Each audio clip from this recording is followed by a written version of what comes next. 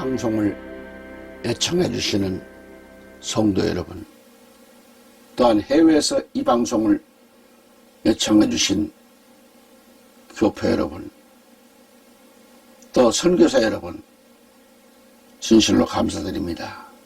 오늘은 요엘서 강의 5번째 시간입니다. 오늘은 여호와의 날, 다윗에게 허락한 확실한 은혜라는 주제로 말씀을 드리고자 합니다. 물론 지난번에 이어서 계속됩니다. 오늘은 요엘서 1장 4절로 7절 말씀을 중심으로 합니다. 먼저 4절을 보시면 팥종이가 남긴 것을 메뚜기가 먹고 메뚜기가 남긴 것을 느시 먹고 느시 남긴 것을 황충이 먹었도다 라고 했습니다.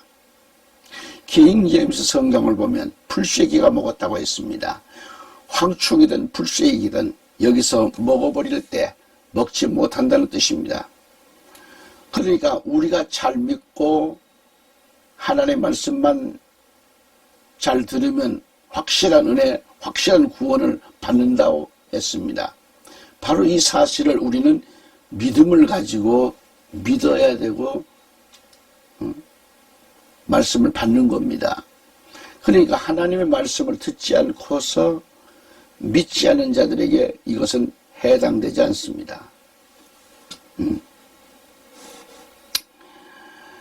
이 말씀을 접한 시대, 너희는 너희 자손들에게 이것을 말하고 그랬는데, 이를 바꿔서 말하면, 거꾸로 올라가면 우리 아버지, 할아버지 구약까지 올라가서 야곱, 이삭, 아브라함, 아담까지 올라가게 됩니다. 이렇게 올라가도 이런 일이 있었느냐는 거죠. 그토록 무서운 재앙이 이 땅에 이루어진다라는 말씀입니다. 아담까지 거슬러 올라가서 보면 앞으로 닥칠 재앙과 같은 큰 재앙이 없었다는 거죠. 그런데 그 무서운 대재앙이, 아니 전무후무한 재앙이, 심판이 이 땅에 이루어지겠다는 것입니다. 오늘날 우리 교회들이 이러한 대재앙이 닥칠 것이라고 하나님은 말씀하고 있는데도 불구하고 우리 한국교회가 목회자들이 이 말씀을 전하고 있는지 모르겠다 이 말이죠. 아마도 없다고 봅니다. 구약에서부터 오늘에 이르기까지 하나님의 말씀은 역사하고 있는데, 하나님의 말씀은 살아있고 운동력이 있다고 하셨는데, 사람들은 왜 환난에 대해서 그렇게 관심이 없을까? 아니, 목회자들은 그 사명이 뭡니까? 영혼을 구원시키는 거 아닙니까? 영혼을. 그런데 왜 관심이 없을까요? 생명의 진리와는 관계가 없는 목회를 너무도 많이들 하고 있어서 그렇습니다. 심판에 대해서 왜 관심을 안 갖습니까? 예수님이 이 땅에 오셔서 죄악에 관한 것만 담당하여 주셨지 대재앙과 심판에 대해서 대신 담당해 주시지 않으셨습니다. 분명히 말씀드리지만 마지막에 믿지 않는 자들과 그들에게 오는 환난과 죽음에 대해서는 내가 담당하지 않으셨다고 예수님은 말씀하셨어요. 예수님은 그 환난 날에 대해서 말씀하시기를 마태복음 24장 21절은 본문과 말씀과 짝이 되는 겁니다.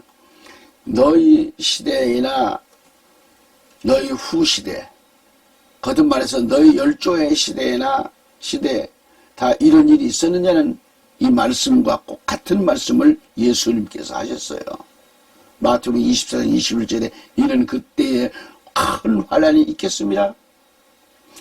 창세로부터 지금까지 이런 환난이 없었고 후에도 없으리라 하셨습니다. 이 말씀이 뭐예요? 요엘 선지자가 한 말과 꼭 같은 말씀이에요. 짝이 됩니다. 짝. 그래서 하신 말씀이 그날들을 감하지 아니하면 모든 육체가 구원을 얻지 못할 거라는 얘기입니다. 그러나 택하신 자들을 위해서 그 날들을 감하실 것이라고 말씀하셨습니다. 택하신 자들, 그러니까 내가 약속한 대로 말씀의 뜻을 알아듣는 자들, 귀를 기울이는 자들, 말씀을 상고하는 자들, 물을 사먹는 자들, 성스러운 처지를 사모한 자들에게는 그 날을 감하시고 그들에게 다윗의 영원한 언약을 이루시겠다는 말씀입니다. 마가는 그날들에 대해서 이렇게 말하고 있습니다. 마가복음 13장 19절에 이는 그날들은 환난의 날이 되겠습니다. 하나님의 창조하신 창조부터 지금까지 이런 환난이 없었고 후에도 없으리라. 아멘. 여기서 우리가 생각할 것, 우리 예수님이 하실 말씀이 꼭 같은 말씀이지만 창세하신 창조부터 지금까지 이런 환난이 없었고 후에도 없으리라는 얘기입니다. 단 한 번의 대환난이 있음을 말씀합니다. 사도 바울은 이렇게 말합니다. 사도행전 14장 22절에 제자들의 마음을 굳게 하여 강하게 하여 이 믿음에 거하라 권하고, 또 우리가 하나님 나라에 들어가려면 많은 환난을 겪어야 할 것이라 라고 했습니다. 킹 제임스 성경을 보면은 제자들의 혼을 감격해 해주고 혼을 감격해 해줍니다. 그들이 믿음 안에 거하도록 권고하며 또 우리가 많은 환난을 거쳐서 하나님 나라에 들어가야 한다라고 가르치고 있습니다. 사도 요한은 이렇게 말하고 있습니다. 계시록 7장 14절에 내가 가로되 내 주여 당신이 알리다 하니 그가 나더러 이르되 이는 큰 환난에서 나오는 자들인데 어린 양의 피에 그 옷을 씻어 희게 하였느니라. 역시 킹제임스는 이렇게 말하고 있습니다. 내가 그에게 말씀드리기를 주여 당신이 아시나이다 하니 그가 내게 말하기를 이들은 대환난에서 나온 사람들이며 자기들의 옷을 씻어 어린 양의 피로 희게 하였느니라 그랬습니다. 지금 말씀을 들으신 대로 우리가 여기에 해당되어져야 됩니다. 큰 환난에서 나온 자들이라고 했습니다. 예수님께서 분명히 말씀하시기를 창세로부터 이런 일이 없었다고 하셨어요. 마가는 창조한 날부터 또는 후에도 없었다고 했습니다. 바울은 하나님 나라에 들어가려면 많은 환난을 거쳐야 한다고 했습니다. 예언자요 선지자인 다니엘은 이렇게 말하고 있습니다. 다니엘서 12장 1절 3절을 읽어볼까요? 그때 내 민족을 호위하는 대군 미가엘이 일어날 것이요 또 환난이 있으리니 이는 개국 이래로 그때까지 없던 환난일 것이며 그때의 내 백성 중 무릇책에 기록된 모든 자가 구원을 얻을 것이라. 땅의 티끌 가운데서 자는 자 중에 많이 깨어 영생을 얻는 자도 있겠고 수욕을 받아서 무궁히 부끄러움을 입을 자도 있을 것이며 지혜 있는 자는 궁창의 빛과 같이 빛날 것이요 많은 사람을 옳은 대로 데려 돌아오게 하는 자는 별과 같이 영원토록 비추리라 라고 했습니다. 그러니까 다니엘은 말하기를 그때 내 민족을 호위하는 대군 미가엘이 일어날 것이요 또 환난이 있으리니 이는 개국 이래로 그랬습니다. 개국 이래로 그때까지 없던 환난이라고 했습니다. 그러나 책에 기록한 모든 자는 구원을 얻는다고 했어요. 이름이 생명책에 기록된 자들은 구원을 받는 거라고. 그리고 땅의 티끌 가운데서 자는 자들 중에도 많이 깨어 영생을 얻는 자도 있겠다라고 했습니다. 그리고 수욕을 받아서 무궁이 뭐요? 끝이 없다는 말씀이죠. 여호와의 증인은 무궁이 없다고 말하죠. 성경에는 이처럼 있는데 무궁이 부끄러움을 입을 자도 있을 것이라고 했잖아요. 그러나 지혜 있는 자들은 궁창의 빛과 같이 빛날 것이라고 했습니다. 지혜 있는 자들, 예수를 가진 자들, 말씀을 가진 자들, 빛과 같이 해와 같이 또한 많은 사람을 옳은 대로 돌아오게 한 자들은 빛과 같이 별과 같이 해와 같이 한다는 것입니다. 이들은 바로 전도한 자들이다. 전도자들. 전도한 자들은 별과 같이 영원토록 빛이 난다고 했습니다. 그 전도하는 게 얼마나 귀중합니까? 하늘의 상급이 크지요. 그래서 이 땅에서는 이 땅에서 사는 동안 전도한 자들의 상이 크다는 것을 알아야 돼요. 고린도전서 15장에 보면 별이면 다 같은 별이냐? 이거 잘 들으셔야 돼요. 별이면 다 같은 별이냐? 별과 해의 영광이 다르고 이렇게 영광이 다르다고 그랬어요. 그러니까 달의 영광이 다르고 별의 영광이 다르고 해의 영광이 달라요. 다시 말하면 수고한 대로 수고한 자들에게만 갚아 주시겠다는 말씀이죠. 똑같은 신자일지라도 정말 성스러운 종과 미련한 종과는 엄청난 차이가 있는 거죠.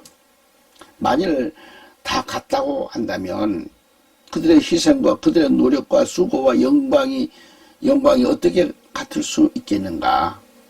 분명히 다르다고 하셨습니다. 여기 생명체에 기록되어진 자들만이 구원을 받기 때문에 우리가 불안의 대상이 되어서는 안 될 것입니다. 오히려 불안한 그 사람이 이상한 거죠. 선지자 에스겔은 에스겔서 13장 8, 9절에 이렇게 말씀합니다. 그러므로 나 주 여호와가 또 말하노라. 너희가 허탄한 것을 말하며 거짓 것을 보았은즉 내가 너희를 치리라. 나 주 여호와의 말이니라. 내가 너희를 치리라. 그 선지자들이 허탄한 묵시를 보며 거짓 것을 점쳤으니 내 손이 그들을 쳐서 내 백성의 공회에 들어오지를 못하게 하며 이스라엘 족속의 호적에도 기록되지 못하게 하며 이스라엘 땅에도 들어가지를 못하게 하리니 너희가 나를 여호와인 줄 알리라 그랬습니다. 여기서 허탄한 말이란 뭐예요? 잘못되고 거짓된 것, 허탄한 것. 정신 차리지 않으면 우리도 그렇게 될 수가 있습니다. 바로 이 거짓된 것을 보았은즉 내가 너희를 치리라. 나 주 여호와의 말이니라. 그 선지자들이 허탄한 묵시를 보며 마지막 때 허탄한 묵시를 본다는 겁니다. 허탄한 묵시는 말씀을 잘못 전하는 것을 가리킵니다. 말씀을 잘못 가리키는 거예요.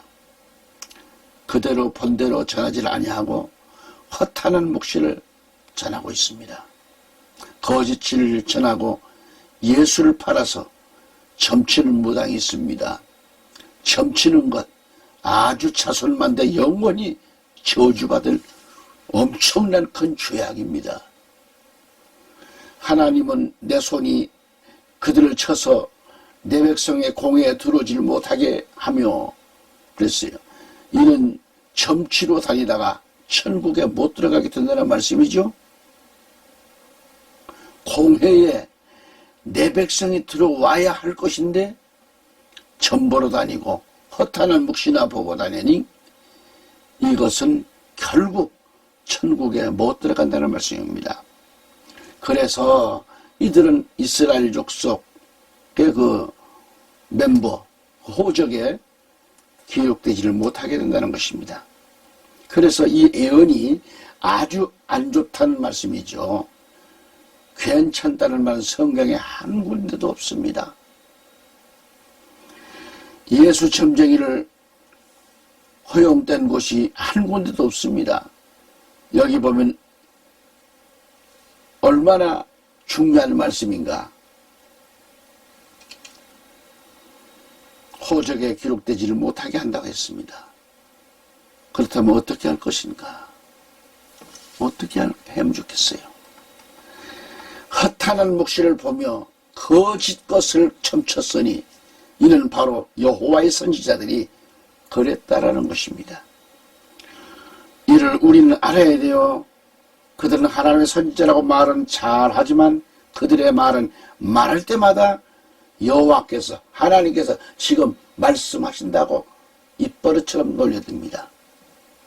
그러나 하나님께서는 나는 그렇게 말씀하시지 않았다라고 했습니다. 그래서 우리는 정신을 바짝 차려야 되겠죠. 설교 정신 차리고 해야 됩니다. 성도 눈치나 봐가면서 성도들 비유나 맞춰주는 하나님께서 원하시는 강한 메시지는 한 번도 전하지 않고 거라지 성경 전체에 축복 얘기만 골라가지고 설교해서 성도들을 붕뜨게 만들고 이게 되겠어요? 그게 호적에 올라가겠어요?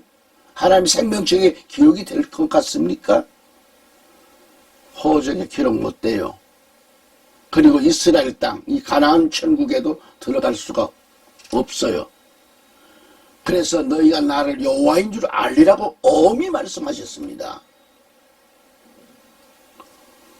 오늘날 목회자들 보면 정신없는 사람들 참 많습니다. 오늘 여기서 또 말씀을 접습니다. 할렐루야.